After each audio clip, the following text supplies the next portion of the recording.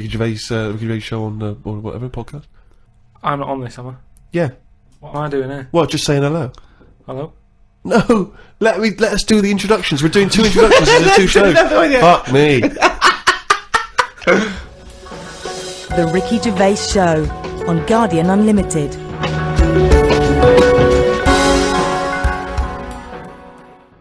Right, welcome again to the Ricky Gervais Show on this Guardian podcast with me, Ricky Gervais, Steve Merchant, and Hello of course, hello there, Thanks. and of course our producer Carl Pilkington. Right. Carl, can I ask you a question? Go on. I know this is what a lot of the fans are already wondering. Is there going to be some monkey news today? There's got to be, Of course there is. Yeah? yeah. That's All the right. question. Well, I don't want... I'm worried because maybe this will steal your thunder. But Sarah Greer has emailed this in, once again, emailed to podcast@rickygervais.com.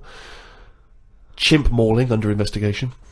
I know you're concerned, because this actually fuses 2 of our greatest features, Monkey News and Knob News, into one seamless whole. Oh. Investigators said they are trying to figure out how 2 chimpanzees that viciously attacked a visitor at an animal sanctuary escaped from their cage. This is the grim bit.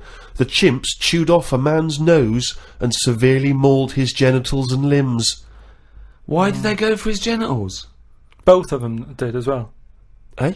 Both of them. Did you say 2 chimps? No, you're right, yeah, it was chimpanzees too. Yeah. I don't know if See, both which of them one did went, it? they just saw it there dangling away and they You just go went, for the nose? Yeah. I go for his bollocks. And Now, then what accent have they got there? I those don't chimps? know. Were they kind of New York gangster chimps? They're like soprano chimps.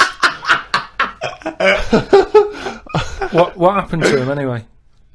What happened to what? The 2 guilty monkeys. Well, unfortunately, they were shot dead by the authorities. You see, that annoys me a bit. I know, but again, What are you talking about? They're attacking people's gonads. I know, but they were happy in an African jungle a couple of years ago. That's what Yeah, they but do, the- isn't it? That is what they do. That's what animals do. Animals fight. Do you remember when that bloke? So what are you supposed to do? You're supposed to let them just wander off into the I don't know, into the local mall and maybe savage some young children, or a bucket with a face No, paint on hang it. on. No, all I'm saying is you don't shoot them for doing what's natural to them. They Yes, did you want do. to. Why? If anything attacks anyone's balls, No, and but why- bollocks, Well, you no, attack 'em. but no. Maybe they were shot during it. That you're allowed to shoot something that's doing something. But if they were they executed or were they shot in the attack? No, it says he shot them. Well, he shot them to death. I'm assuming he shot them to death as they That were legging it doesn't- off. But why aren't they just sort of tranquilised?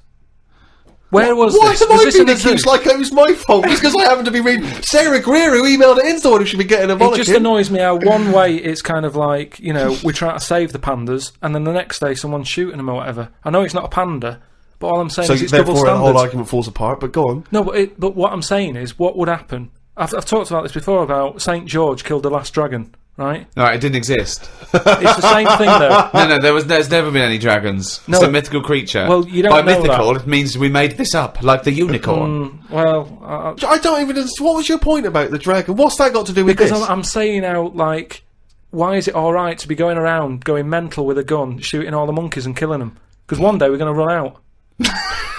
What are you talking about? How have you extrapolated from this one incident of a couple of testy, happy That's what monkeys? I'm saying. That's what I'm saying. One incident. They only did it once. And they've got a bullet But they're in not their head. shooting around and making them extinct, are they?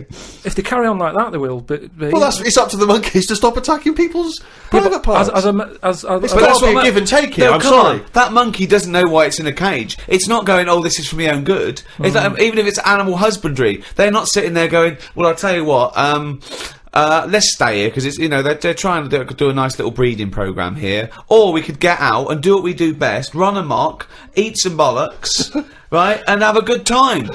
Right? They don't know what they're doing. They don't. And Carl's right. The poor little bastards get a bullet in the head. For what? And I'm saying, if they're attacking a human, shoot them to stop them, that's fine, okay? But if they're running away and they're, you know, don't shoot them in the back like a coward. This was an animal sanctuary, though.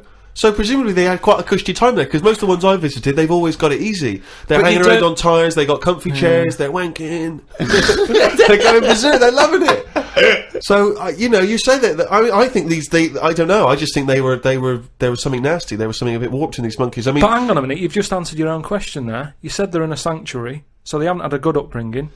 So they're going to be a bit more like madder than other monkeys, aren't they? Because that's where the ill ones go, isn't it? Sorry, what do you understand by sanctuary? Well, I've been to one for seals. It's not like a borstal. Yeah, exactly. He thinks it's a borstal. He It's thinks like scum. Yeah, that they did some bad stuff in the jungle, and that they had a little monkey court, and they went send him to borstal. So, well, what is it then? No, it's a monkey sanctuary where it like a haven. Well, it's not a haven, is it? It's got a bullet in the head. The Ricky Gervais Show on Guardian Unlimited. Talking of eating knobs, Yeah. Gilly Goulden. Now What's she been up to?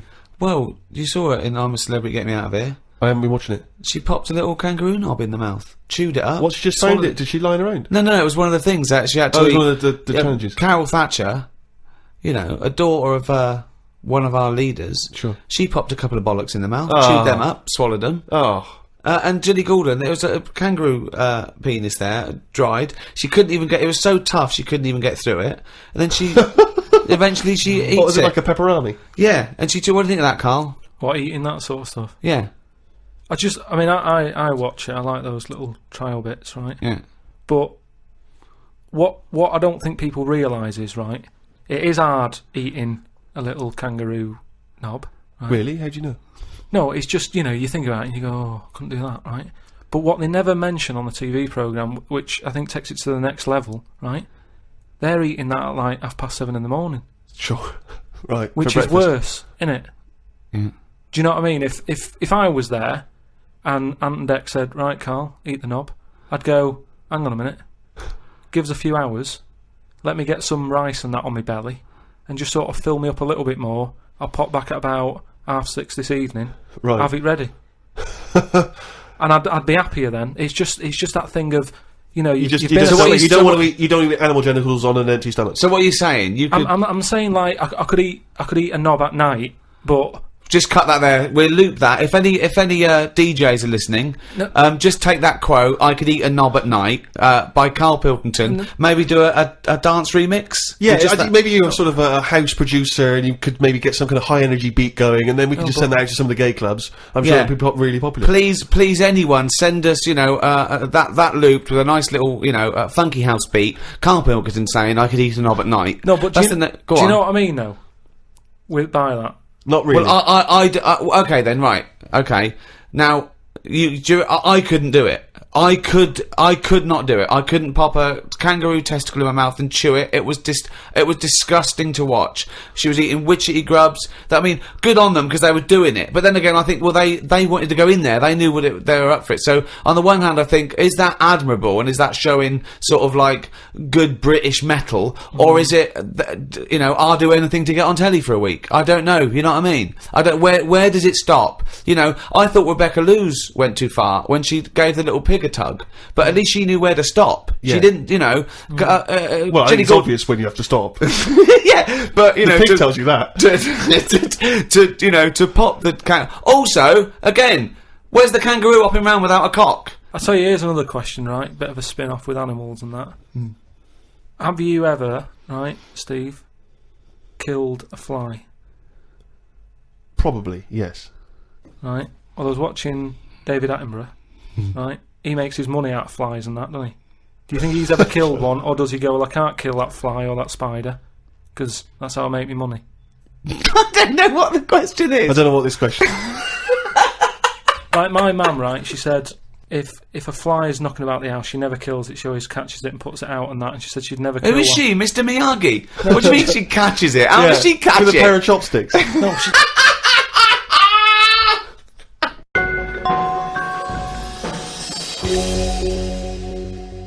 Rick, it's that time again. It's what everyone's waiting for. Can you do the jingle for us? Oh, chimpanzee, that monkey news.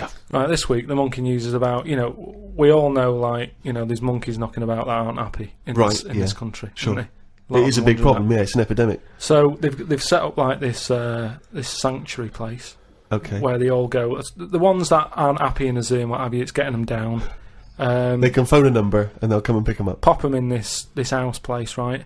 And basically, they can run riot in there. Yeah. They get freedom to sort of cheer themselves up. It's like, don't have a go at them. If they want to do such a thing, let them have a go and what have you, right? Yeah. There's 3 people running this place, right? And one of them... Sorry, where is this place for wayward chimps who don't like the zoo?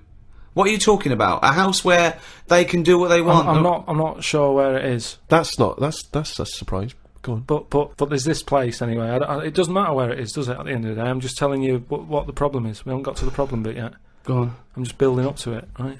So these monkeys, big house and that, PlayStation, anything they want. gym, all that lot. swimming. Jim. So anyway, I'll cut to the chase. Whatever. One of them wanted to mess about with the woman's breasts. Right? Which woman's breasts? The woman who works there. Right. Right. And she was like, right, pack it in, you know, we've all had a bit of fun. You've been in the gym and everything. She obviously, you know, got a bit excited He was fired up and that, ready for some more action and that. He's trying to have a go on this woman's breast, right?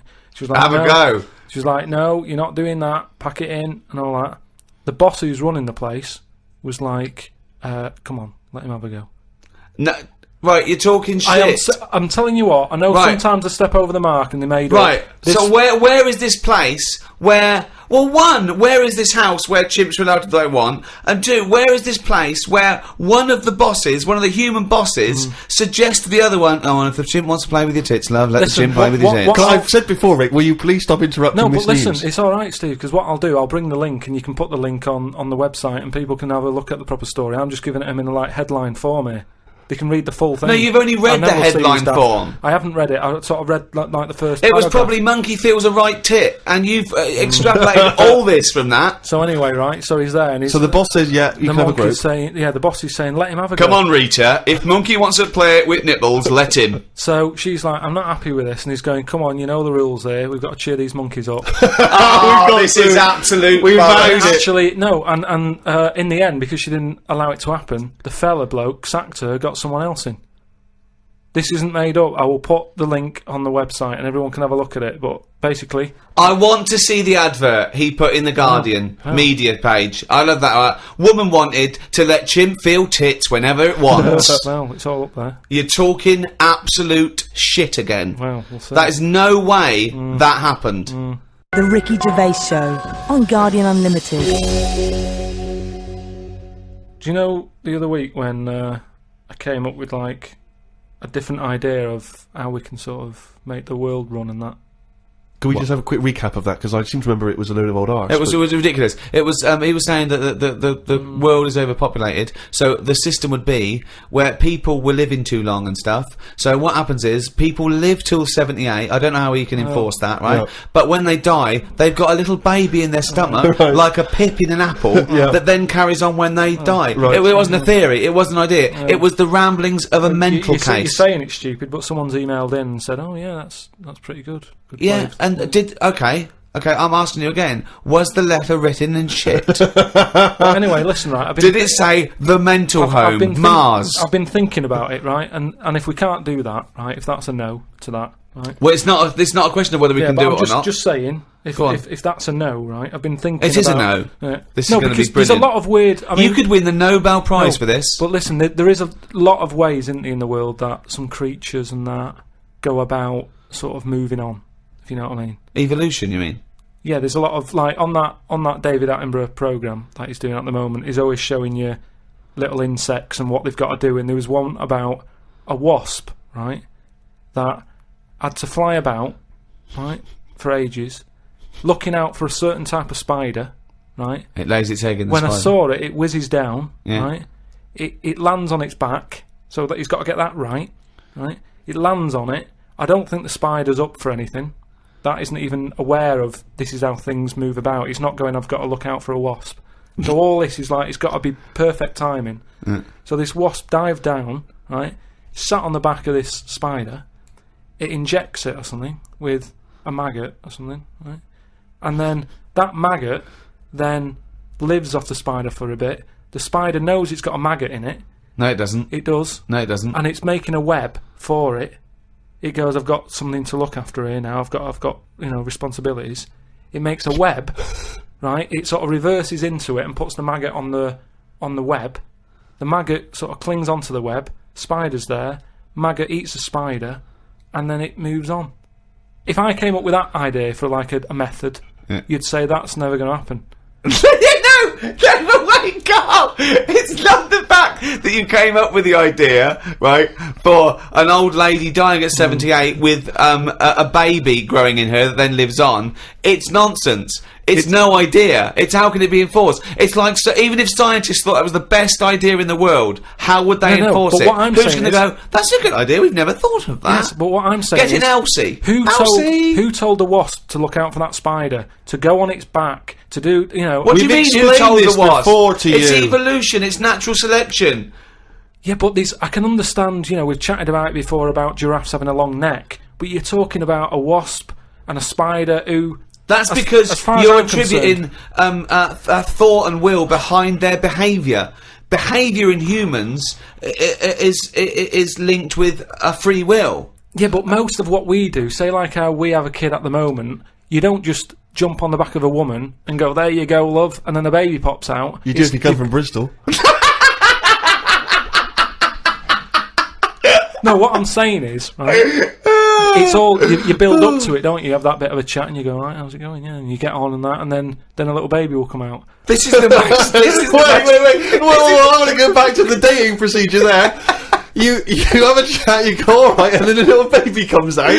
That's extraordinary. This is amazing. No, I'm Man sorry. alive. This I is tell you- incredible. I tell you, This- two-bit radio's gain was secondary school's loss. It really No, what was. I'm saying is- this is my first Pilgrim book. Wow. Unbelievable. What I mean is, we all get on. What I'm saying is, at what point is a wasp ever going to have a chat with a spider or meet up with it?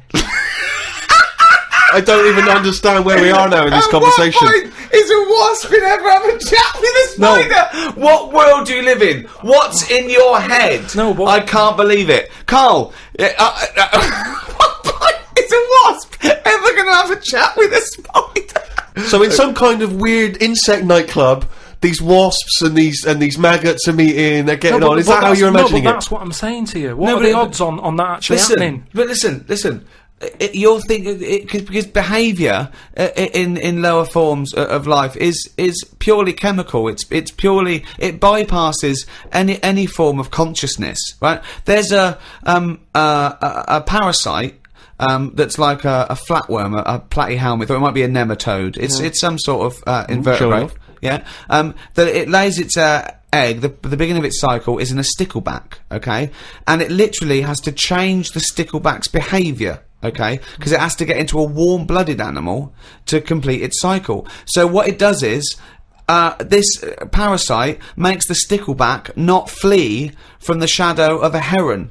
So it makes the stickleback get eaten, right? So it then is in the belly of a warm-blooded animal and it can complete its life cycle.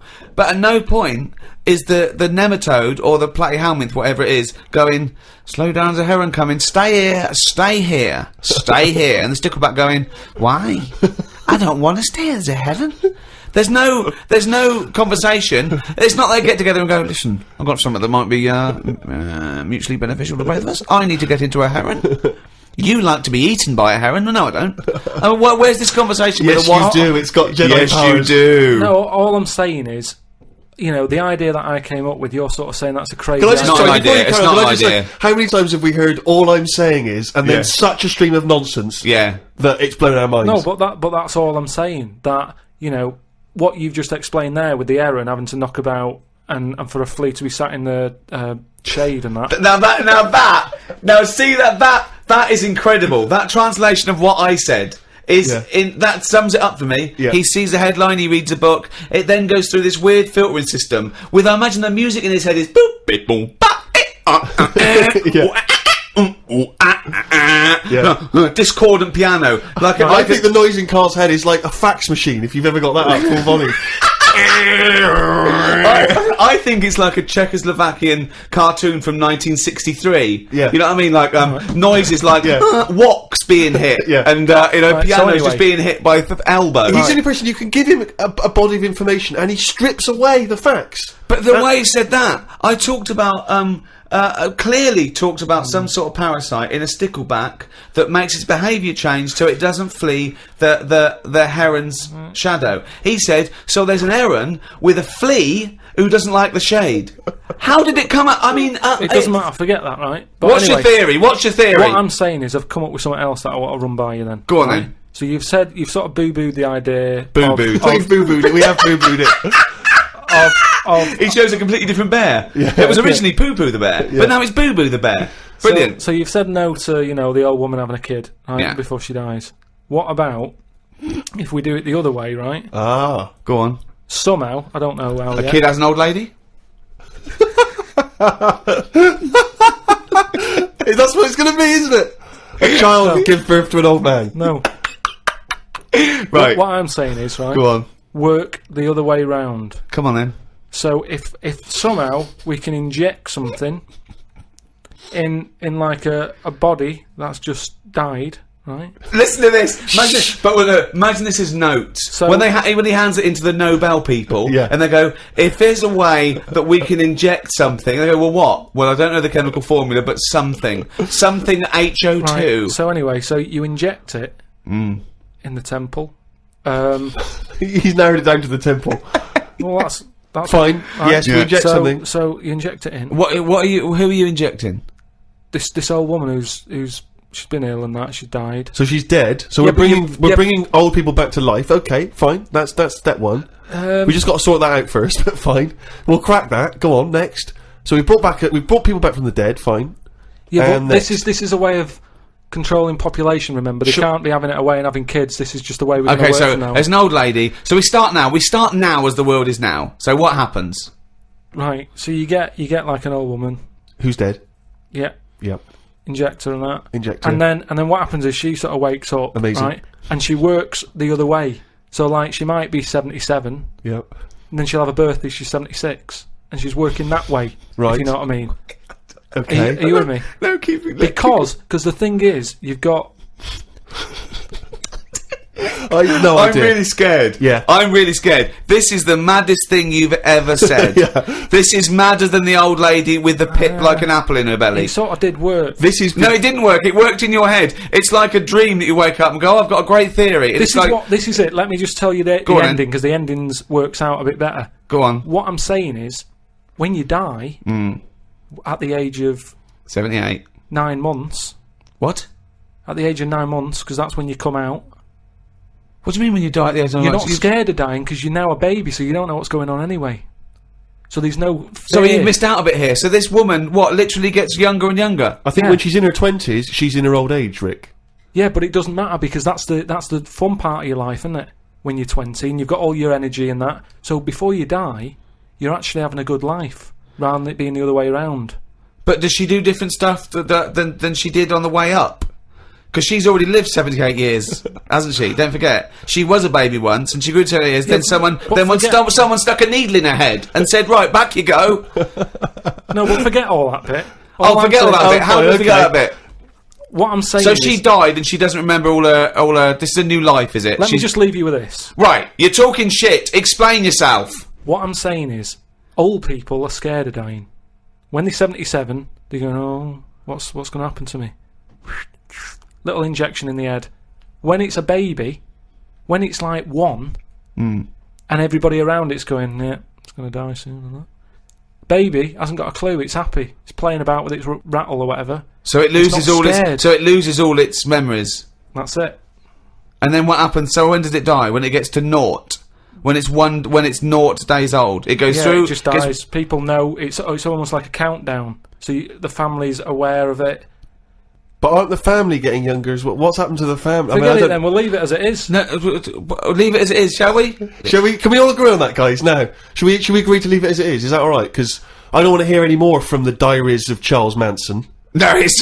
I mean, you're a fucking maniac. If you're a maniac and you'd like to get in touch, then please email us at podcast@rickygervais.com.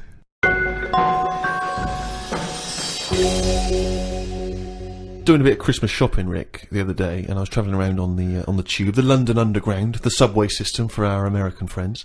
And, as you know, but people around the world may not be so familiar, there's a recorded voice that you sometimes get on the tube that says, mind the gap. Oh, yeah, before you open the door. Yeah. Mind the gap. And the reason is that sometimes in some stations there is a gap between the train and the platform, and obviously, theoretically you could fall down And it's there or different whatever. sizes, so just that little reminder, mind the gap. You look down, it's safe. Just makes you stop. Seems to make sense. Yeah. Saw a teenager, wearing a t-shirt, don't know where he bought it. It just said, fuck the gap. He was tired of it. Yeah, he but- didn't want to mind the gap. But what I like is, what's he protesting about? I don't You know what I know. mean? It's not the police or the man keeping you down. That's just good, sensible health and safety information. That's like You know? saying fuck looking both ways before I cross the road. Screw penicillin. I know. No, do you know what? I'm going to drink and I am going to use threshing machinery. And I don't give a damn.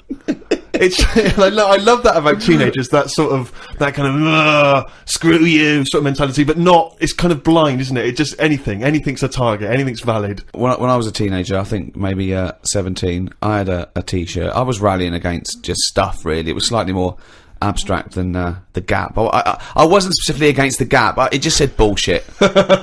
Just in general, bullshit. You were raging against the machine. I would just go, yeah, people say, hey, what are you, I just open my, I go, bullshit, alright? Just bullshit. But I assume that these forms of protest have never made any dent in anything in the world. Because I remember when there was all these protests against the war, a couple of months back, and there was one guy, so there was a huge march in London, as you know, and they did these all around the world, didn't they? But there was hundreds, thousands of people in London. There was one guy, he was riding around on a 3-wheeled bike, wearing a jester's hat, blowing a horn. That was his form of protest against the war. Was it like, what sort of horn was it? It was one of those sort of hunting horns.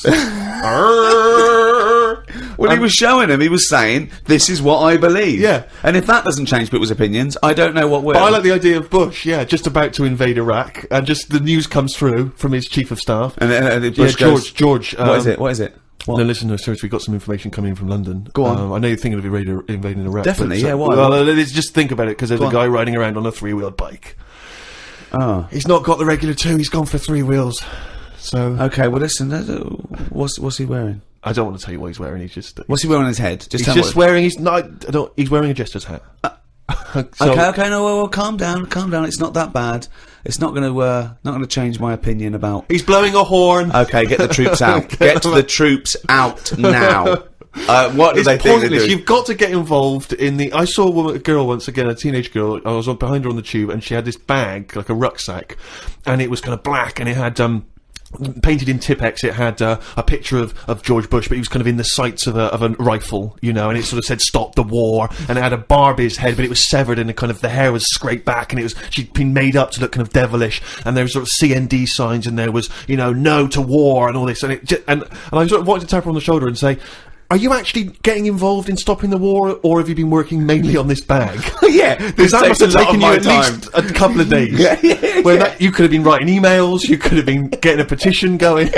Oh dear. Carl, have you ever been into that sort of teenage rebellion, teenage protest? What, to sort of stop stuff going on and that? Yeah. Or just, making your views heard. I don't really like people knowing what I'm thinking and that. Right. There's no way anyone can know what you're thinking. No, but even Is with that why you're doing a radio experimentation. show where you spout off your nonsense ideas every week? No, but what I mean is... A team of surgeons could fiddle around in your head for a couple of days and they still wouldn't know what you were thinking. No, I know what you're thinking. I know what you're thinking. Exactly. You're thinking of... you're thinking, could a monkey ever be president? At this moment, aren't you? But I don't like anyone that... Like, all those badges that you're talking about, like, Save the Whale and all that. I don't like the idea that when I get on a tube and someone sees that, they sort of know that I want to save the whale. I don't like people knowing, even to the point of... It gives you a disadvantage in life, doesn't it? But just knowing stuff like when you get on a tube and say if you've been shopping, right, and you've had to buy an ironing board, I hate it that people sort of look at what you've got and go, oh, he's doing some ironing. Right, okay. That's got to be rare. I mean, you can't have bought more than 5 or 6 ironing boards in your adult but life. I don't mean just ironing boards. I mean like anything big where they can't wrap it, so they just put a carrier bag round a little bit of it, and everyone can see what you've just It's bought. weird because I bought an ironing board last week from Argos, and I did feel a little bit self-conscious. There you go. Because I thought people thinking he's 30. Why hasn't he got an ironing board yet? Yeah. No wonder he's a scruffy I bastard. pretend I'm going surfing whenever I buy an ironing board. I just make sure I go in Bermuda shorts and sunglasses, and I just walk down the street 'Cause and I I go, surfing USA, and they think, hey, there's a dude going to the beach. I pop on a bus, go home, do some ironing. Yeah. Wait a minute. What's that on his t-shirt? Bullshit. He's radical. I get still faintly embarrassed buying toilet paper. Yeah. I always have to buy something else to go with it. Yeah. I don't like, because if you just A buy that on its newspaper. own, if you buy it on its own, it's obvious that That you're off for you're a dying shit, for yeah. one, Yeah. and it's like, I haven't got any in. Yeah. Whereas if you just chuck it in with a pot noodle, it's like, well, he's eating and he's thinking about later. Whatever. But Yeah, it's if you that- buy it on its own, you know that you've got none in the house and you've just rushed across the street to get some. Definitely. Because especially if you're still in your slippers.